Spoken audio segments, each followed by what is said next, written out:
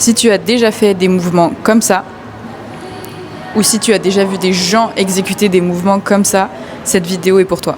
Dans cette vidéo, je vais t'expliquer la différence entre les mouvements en amplitude complète et les mouvements en amplitude partielle.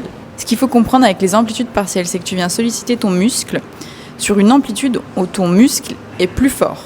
Donc c'est très tentant de vouloir raccourcir l'amplitude de mouvement pour pouvoir soulever plus de charge et se sentir plus fort. Par exemple, si tu as l'habitude de faire des squats en amplitude partielle et donc de mettre une certaine charge, si tu veux tester une amplitude complète sur un squat, déjà de 1, peut-être que tu vas même pas arriver à faire cette amplitude complète. Et de 2, tu pourras clairement pas mettre la même charge. Et c'est pour ça que passer de faire des amplitudes partielles à des amplitudes complètes, c'est un peu compliqué. Déjà de par le fait que ton corps n'a pas l'habitude de faire ce genre d'amplitude et n'est pas renforcé dans ce genre d'amplitude. Et aussi d'un point de vue égo, ça peut être compliqué de passer de faire des amplitudes partielles avec une certaine charge qui est conséquente à des amplitudes complètes où la charge n'aura rien à voir. Donc ça, niveau ego, c'est pas forcément super cool, t'as l'impression parfois de régresser et tu te sens juste plus faible. Donc quels sont les bénéfices de faire des mouvements en amplitude complète ? Premier bénéfice, ça va être un bénéfice plus articulaire. Quand tu viens faire des mouvements en amplitude complète, tu viens solliciter ton articulation sur toute son amplitude de mouvement, toute l'amplitude où elle peut exercer de la force et dans laquelle elle peut bouger. Et ça, c'est génial pour maintenir ta mobilité et renforcer ton corps vraiment dans toutes ces amplitudes de mouvement possibles. Donc tu peux venir augmenter ta mobilité, la renforcer et surtout la maintenir. Parce que plus le temps passe, plus tu vieillis, plus tu perds en mobilité. Faire des mouvements en amplitude complète, ça va venir renforcer tes muscles sur toute l'amplitude où ils peuvent produire de la force. Je te disais que c'était très bon au niveau articulaire parce qu'on parlait de mobilité, tu la sollicites sur toute l'amplitude de mouvement dont elle est capable, mais plus particulièrement, ça vient aussi renforcer ton articulation, ça vient renforcer tous les tissus conjonctifs. On va prendre un exemple. Pour les genoux, quand tu viens faire des squats en amplitude complète, tu viens renforcer ton articulation, donc tes tendons, tes ligaments, ton cartilage, tous ces tissus qui sont à l'intérieur de ton genou.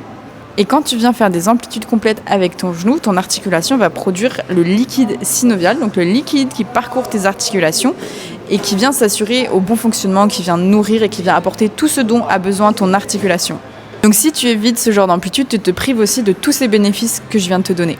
Ton corps, il est très bien fait, ce que tu n'utilises pas, il s'en débarrasse. Et une dernière chose pas très cool qui se passe quand tu fais que des amplitudes partielles, quand tu fais que ces amplitudes-là, c'est que tu viens renforcer beaucoup tes muscles, mais comme je te disais, tu viens renforcer tes articulations et tes tissus conjonctifs que quand tu viens faire des amplitudes complètes. Donc, exemple du squat, si tu ne fais que des demi-squats, tu vas bien développer les muscles de tes cuisses, les quads, mais tes tissus conjonctifs au niveau du genou, tendons, ligaments, cartilage, etc., eux, vont beaucoup moins se renforcer.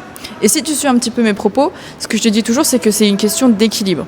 Et si tu creuses l'écart entre ce que sont capables de faire tes muscles et ce qui est capable d'encaisser ton articulation, plus cet écart est grand, plus tu cours le risque de te faire mal et d'être freiné dans ta progression. Donc tu as dû le comprendre si tu m'écoutes jusque-là. Ce que je te conseille, c'est d'incorporer un peu plus d'exercices en amplitude complète si d'habitude tu fais que des exercices en amplitude partielle. Faire un peu plus d'amplitude complète, ça va être génial parce que si tu veux un corps qui est plus athlétique, un corps qui est capable de faire plus de choses, qui a accès à plus d'amplitude de mouvement et dans lesquels il est très fort, un corps qui s'adapte à tout type de situation, il va falloir que tu travailles un petit peu plus tes amplitudes complètes pour ne laisser aucun point faible à ton corps et vraiment venir renforcer toutes ces amplitudes, même si elles sont compliquées, même si elles sont difficiles, petit à petit. Faire des amplitudes complètes, c'est une des meilleures choses que tu peux faire pour garder l'intégrité de ton corps et son équilibre structurel. Si tu vas à la salle, que tu fais des exercices pour te renforcer, c'est pour être plus fort, plus performant dans ta vie de tous les jours ou dans ton sport.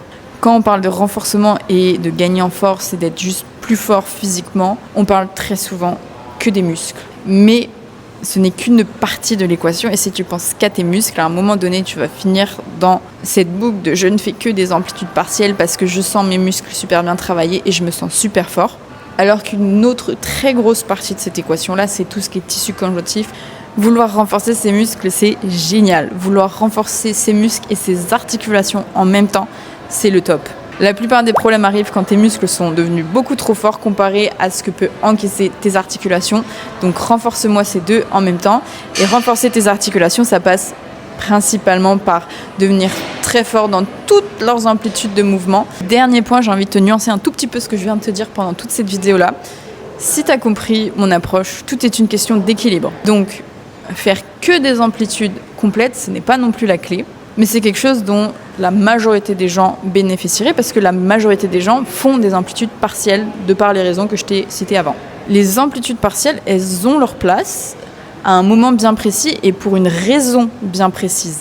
Par exemple, tu vas vouloir renforcer sur un mouvement une portion bien particulière du mouvement, parce que c'est la portion, par exemple, que tu remarques qui est la plus difficile pour toi.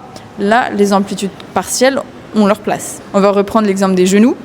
En amplitude complète, je fais du back squat et du ATG split squat, mais je fais aussi des step-up, des reverse step-up, et eux, c'est de l'amplitude partielle, parce que tu viens faire qu'une petite portion du mouvement, mais tu viens mettre l'emphase sur une portion du mouvement. Et si tu n'as jamais testé les step-up, c'est un exercice qui est super challengeant. Viens solliciter plus ton articulation et tous ces tissus conjonctifs qui tendons, ligaments, cartilage. Donc non, les amplitudes partielles, c'est pas à bannir à 100%, mais sois bien conscient de quand tu les utilises et pourquoi tu les utilises.